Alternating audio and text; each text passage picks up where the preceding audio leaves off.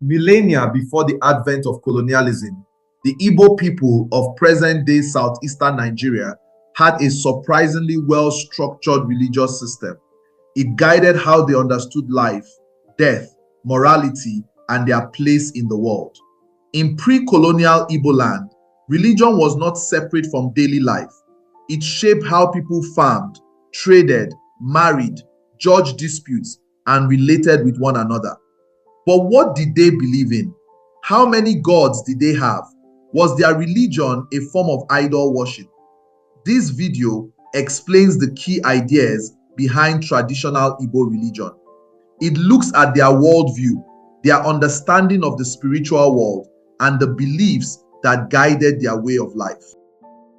From the 15th century, the Igbo religion and culture was degraded and or misinterpreted by the European intruders with the specific purpose of legitimizing their own religion and using it to manipulate the people.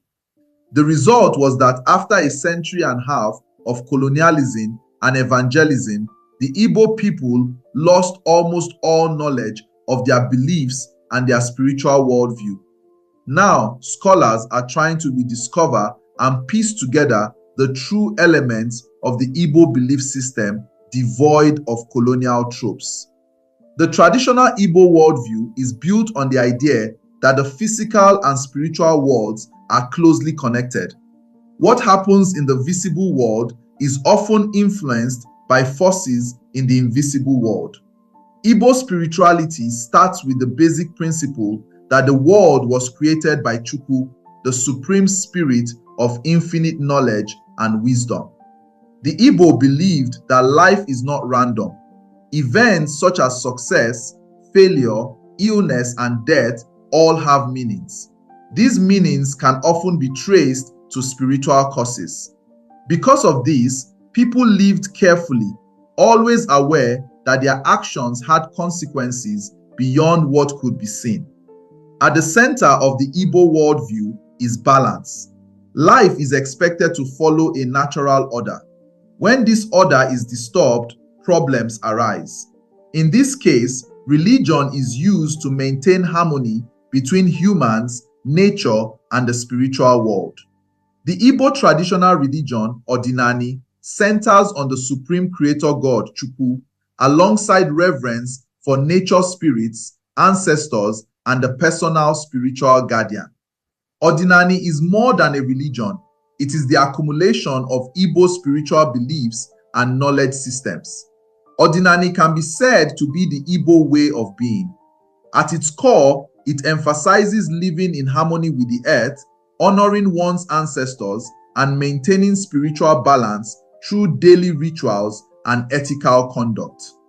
For the traditional Igbo man, religion is life and life is religion. Every cultural practice of the Igbo man reflects his religious inclination. Thus, the traditional Igbo man does not practice religion, he lives it. At the center of the traditional Igbo religion is the belief in a supreme being known as Chukwu. Chukwu is the creator of the world and the source of all life. Everything that exists comes from him and nothing is outside his control. The importance of Chukwu is seen in Igbo names. Many names express belief in his sovereignty. For example, names like Chukwuka, which means Chukwu is supreme, show that the people recognize him as the highest authority. A key idea in Igbo spirituality, which we will come to later, is that all things have a life force called Chi. Every person, object, and element in nature has its own Chi. Chukwu is understood as the total of all this Chi. In simple terms, Chukwu represents the unity of all creation. This belief shows that the Igbo see the world as one connected system where everything is linked. Chukwu is believed to be all-powerful, all-knowing, and present everywhere. He is invincible and is said to dwell above the sky, yet he is not distant from human life, as he is seen as the ultimate source of justice and order in the world. This particular part of their belief connects to another important aspect of Igbo society, which is the absence of a single central human ruler. Traditionally, the Igbo did not have kings in the way many other societies did. Instead, they believed that their true king was Chukwu. He was seen as the highest authority over all, and people were expected to live in a way that respected this. In this way, Chukwu was not just a religious figure, but also the foundation of moral and social order. He represented justice, authority, and the unity of life itself. Even though Chukwu is the center of Igbo religion, he is not usually approached directly. Instead, people relate to him through spiritual beings and intermediaries. This structure does not reduce his importance. It simply reflects how worship is organized in Igbo society. This brings us to one of the most important concepts in Igbo belief system, the Chi. There is the tendency among Igbo scholars to describe Chi as a personal god or guardian spirit. But Chi is actually more than that. It is one's personal spiritual force, Onye na Chia. Chi also encompasses one's luck or destiny. Better still, it can be said that the Chi is the custodian of one's luck or destiny. Success or failure can be linked to one's Chi. But in character with general Igbo thought on the relationship between man and the supernatural, good or bad Chi is not an irrevocable gift. A bad Chi can be pacified in order to reverse the ill hands of fate. It is believed that a person can work hard and propitiate their Chi to achieve success. In the same way, a good Chi has to be regularly placated in order to keep up its benevolence. This belief encourages personal responsibility. It teaches that while spiritual forces exist, human effort still matters. The traditional Igbo system of worship involves elements known as Alusi. Alusi are revered as deities or spirits that embody natural forces, moral principles, and various aspects of human life, serving as dynamic manifestations of the divine. They are not independent entities. They function as intermediaries between the supreme being, Chukwu, and human society.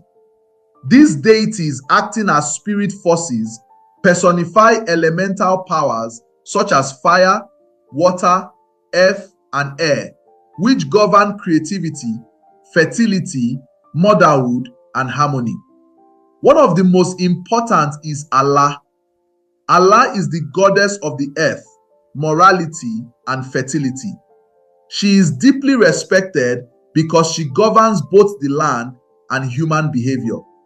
Crimes such as murder or breaking of certain taboos are seen as offenses against Allah. Other Alusi are connected to rivers, forests, markets, and war. Each community may have its own important deity.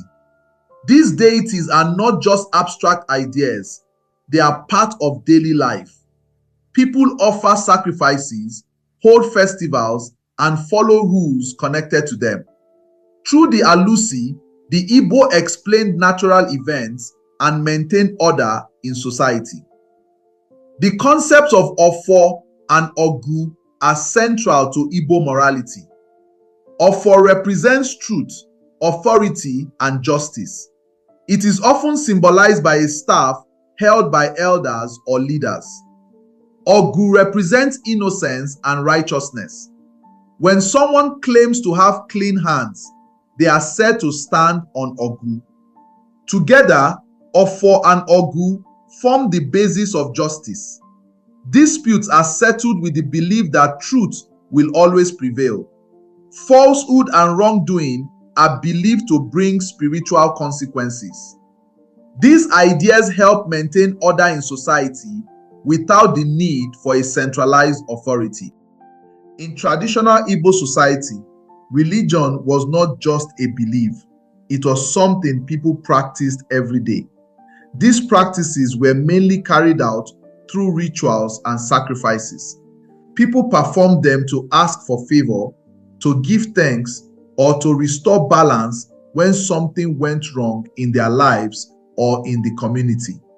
These rituals were not done randomly. They followed clear rules that had been passed down over generations.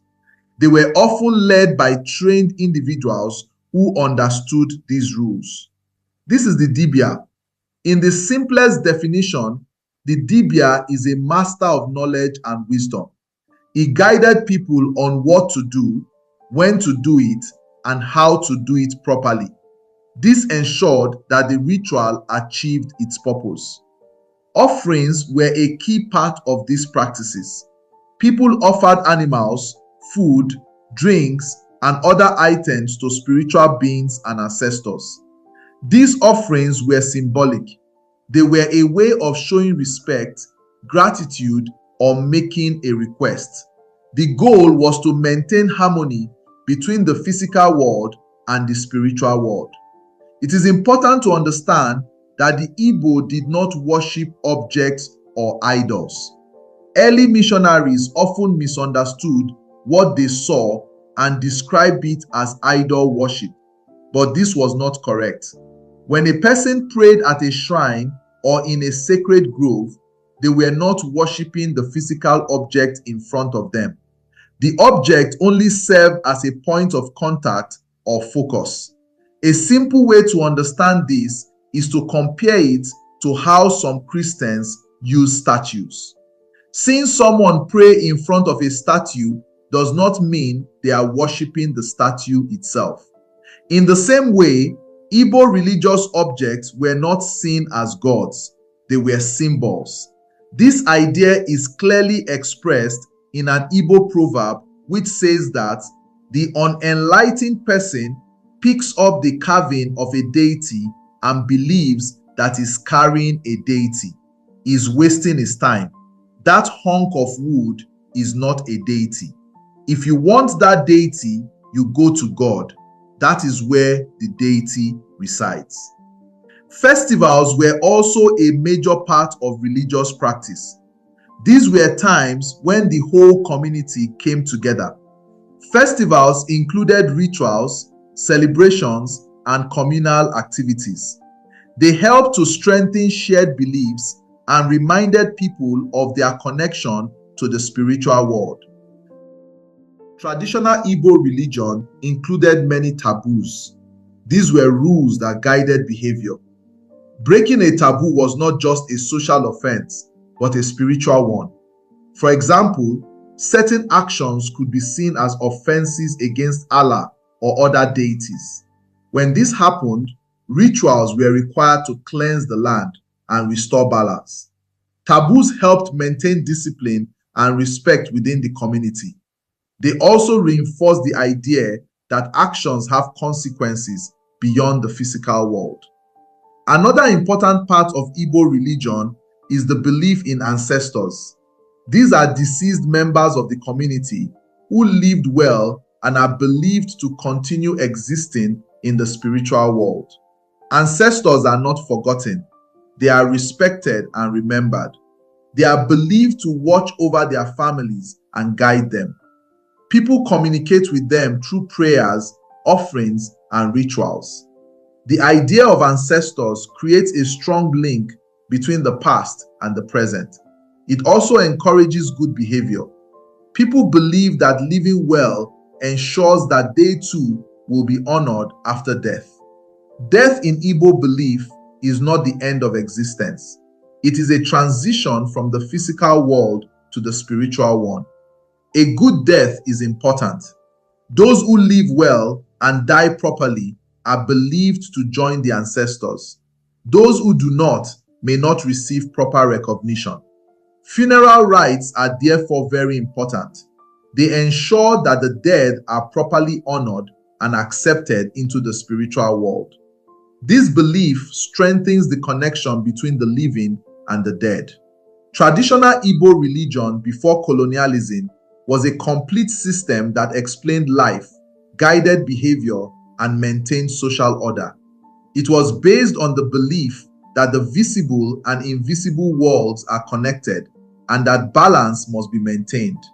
True belief in Chukwu and the place of Alusi, ancestors, and one's chi. The Igbo created a system that gave meaning to life and responsibility to individuals. Even today, many of these ideas continue to influence Igbo culture and identity. They remain an important part of understanding the history and philosophy of the Igbo people.